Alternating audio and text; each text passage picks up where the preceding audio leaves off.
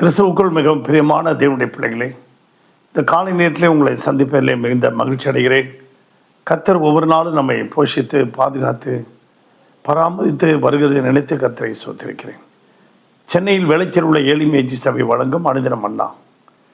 இந்த நாளிலும் தியானத்துக்கு எடுத்துக்கொண்ட வேதவசனம் ஏசாயா தீர்க்கதரிசியின் புத்தகம் 61:7. உங்கள் வெட்கத்துக்கு பதிலாக இரட்டத்தனையான பலன் வரும்.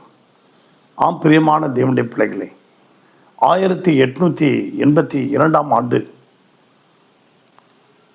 தாமஸ் ஆல்வா எடிசன் தன்னுடைய அறைகளை அவர் கிளீன் பண்ணி கொண்டிருக்கும்போது செல்ஃப்லேருந்து ஒரு புக்கு கீழே விழுந்தது. கீழே விழுந்தபோது அதில் ஒரு துண்டு சீட்டு எழுதியிருந்தது. ஸ்கூலில் 4ஆம் வகுப்பு படிக்கும்போது அவங்க கிளாஸ் டீச்சர் எழுதி கொடுத்த சீட்டு. மூளை வளர்ச்சி இல்லாத உன் பிள்ளை, மூளையே இல்லாத ஒரு முட்டாள், அவன் இந்த அமெரிக்கா ஸ்கூலில் படிக்கிறதுக்கே லாய்க்கு கிடையாது, எந்த ஸ்கூல்லையும் படிக்கிறதுக்கு லாய்க்கு இல்லை அப்படின்னு எழுதி அனுப்பிச்சிருந்தாங்க. ஆனால் அதே பின்புறத்தில் இந்த அம்மா எழுதி, என் பிள்ளை எதுக்கு லாய்க்கு இல்லைன்னு சொன்னீங்க, அவன் இன்னும் கொஞ்ச நாட்களில் உலக பெரும் அரிய கண்டுபிடிப்புகளை கண்டு உலகமே வியக்கிற அளவுக்கு பாராட்டுகிற அளவுக்கு என் பிள்ளையை கடவுள் பயன்படுத்துவார் என்று சொல்லி அங்கே அந்த சீட்டை போய் அந்த வாத்தியார்கிட்ட அந்த டீச்சர்கிட்ட காமிச்சிட்டு வந்தாங்களாம். அந்த சீட்டை பத்திரமா புக்கில் வச்சுருந்தாங்க. அப்பொழுது அந்த சீட்டை பார்த்துட்டு தாமஸ் ஆல்வான் பிற்காலத்தில் வெம்பி அழுதாராம். அருமையான தேவனுடைய பிள்ளைகளே, அவர் சில அரிய கண்டுபிடிப்புகளை கண்டுபிடித்து அங்கே ஒரு இடத்துல பார்வைக்காக வைத்திருந்தார்கள், பாராட்டு விழாவுக்காக எல்லாரும் வைத்திருந்தார்கள். அங்கே இவர் நிறைய கண்டுபிடித்திருந்தார். கிராம்ஃபோன்லாம் கண்டுபிடித்து வச்சுருந்தார். அங்கே பார்க்கும்போது அந்த கிளமண்ட் என்கின்ற ஒரு ஆராய்ச்சியாளர், இவன் இந்த தாமஸ் ஆல்வா இந்த இடத்துல இருக்கிற வரைக்கும் நாங்கள்லாம் வரமாட்டோம், நாங்கள் வெளியேறிடுவோம் அப்படின்னு சொல்லி அந்த இடத்த விட்டு வெளியேறிட்டார். அவர் அப்படியே அந்த கிராம்ஃபோன்லாம் எடுத்துகிட்டு போய் ஒரு மைதானத்தில் வச்சார். கூட்டமாக எக்கச்சக்கமாக கூடிடுச்சு கிராம்ஃபோன் அந்த தாமஸ் ஆல்வா அரிய கண்டுபிடிப்புகளை பார்ப்பதற்காக. அந்த கிளமெண்ட் வெட்கப்பட்டு தலை குனிஞ்சு நின்றாராம். உடனே அமெரிக்க கவர்மெண்ட்டை கூப்பிட்டு தாமஸ் ஆல்வா எடிசனுக்கு பாராட்டு விழா நடத்துகிறாங்க.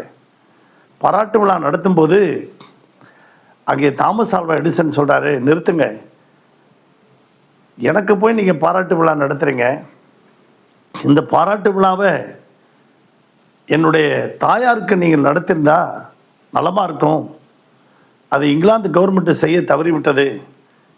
இந்த பாராட்டு விழா என்னை படிக்க வச்சு, என்னை ஆளாக்கி, என்னை உருவாக்கி, அரிய பெரிய கண்டுபிடிப்புகளை கண்டுபிடிப்பதற்கு காரணமாக இருந்த என்னை உருவாக்கின என் தாயாருக்கு தான் இந்த பட்டமளிப்பு, இந்த பாராட்டு விழா அப்படின்னு சொன்னாங்களாம். உடனடியாக இங்கிலாந்து கவர்மெண்ட்டு அவங்க தாயாரை கூப்பிட்டு அந்த பாராட்டு விழா நடத்தினாங்களாம். தாமஸ் ஆல்வா எடிசனையும் அவங்க தாயாரையும் கூப்பிட்டு அவங்களுக்கு பாராட்டு விழா நடத்தி ப்ரைஸ் கொடுத்தாங்களாம். ஆம்பிரியமான தேவனுடைய பிள்ளைகளே, யோபு போல ஒரு பொறுமை உள்ள ஒரு மனுஷனை நாம் பார்க்க முடியாது.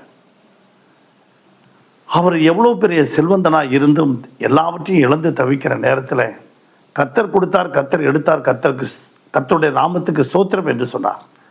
அப்பொழுது மனைவி அவனை நிந்தித்து அவமானப்படுத்தினாள், அவனை வெட்கத்துக்குள்ளாக்கினாள். இன்னும் தேவனை வணங்கி கொண்டிருக்காயோ, இன்னும் உன் உத்தமத்தில் உறுதியாக இருக்காயோ, உன் தேவனை தூசித்து ஜீவனை விடுன்னு சொல்லி அவன் தோல் சுருங்கி சிறங்கோடு ஓட்டை எடுத்து சுரண்டிட்டு இருக்க நேரத்தில் அவனுடைய நண்பர்கள் வருகிறார்கள். நண்பர்கள் ஒரு பக்கம் அவனை நிந்தித்து அவமானப்படுத்துகிறார்கள். நீ செய்த பாவத்தினால தான் உனக்கு எல்லாவற்றையும் இழந்து தோல் முதலான வியாதி வந்து நீ இந்த அளவுக்கு நீ வேதனைப்படுகிற அப்படின்னு சொன்னாங்களா. நண்பர்கள் ஒரு பக்கம், மனைவி ஒரு பக்கம். அவனை இன்னும் பார்த்தீங்கன்னா தெருவில் இருக்கிற போகிற வர ஜனங்கள் கூட அவனை மதிக்கலை. தன்னுடைய வீட்டு வேலைக்காரி கூட நிந்தித்து அவமானப்படுத்துகிறான்னு பைபிளில் போட்டிருக்கு. தன் வீட்டில் வேலை செய்கிற வேலைக்காரிகள், பிள்ளைங்கள் எல்லாருமே, ரோட்டில் போகிறவங்க எல்லாரும் நிந்தித்து அவமானப்படுத்தினார்கள். ஒரு நாள் வந்தது, தேவரீர் சகலத்தையும் செய்ய வல்லவர், நீர் செய்ய நினைத்தது தடைபடாது என்பதை அறிந்திருக்கிறேன். எல்லாருக்காகவும் அவன் ஜெபம் பண்ணினான். நிந்தித்தவர்களுக்காக, அவமானப்படுத்தினவர்களுக்காக. யோபு 42:10 அவன் ஜெபம் பண்ணினான். கர்த்தர் அவன் சிறையிருப்பை மாற்றி அவனுடைய வெட்கத்துக்கு பதிலாக 2 மடங்கு அவனை தேவன் ஆசீர்வதித்து கர்த்தர் அவனை உயர்த்தினார். இந்த சத்தத்தை கேட்டுக்கொண்டிருக்க உங்கள் வாழ்க்கையிலும் 2 மடங்கு ஆசீர்வாதங்களை தேவன் பெற்றுக்கொள்ள உங்களுக்கு உதவி செய்வார். உங்களுக்காக ஜெபிக்கட்டுமா? பரலோக பிதாவே, இந்த சத்தத்தை கேட்டுக்கொண்டிருக்க ஒவ்வொரு பிள்ளைகளுடைய வாழ்க்கையிலும் குடும்பத்திலும் உடைய கிருபை கரம் இருந்த யோபனுடைய வீட்டை சுற்றி வேலி எடுத்தது போல இவர்களையும் வேலி எடுத்து பாதுகாத்து வழி நடத்த முடியாது ஜெபிக்கிறோம். இந்த வாரத்தின் முதல் நாளிலே அவருடைய பிரயாணம், வேலை, வருமான, தொழில் எல்லாவற்றையும் ஆசீர்வதிங்க. வேலி எடுத்து பாதுகாத்துக் கொள்ளும். இயேசுவின் நாமத்தில் வேண்டிக் கொள்கிறோம் நல்ல பிதாவே. ஆமென். God bless you everybody. Thank you.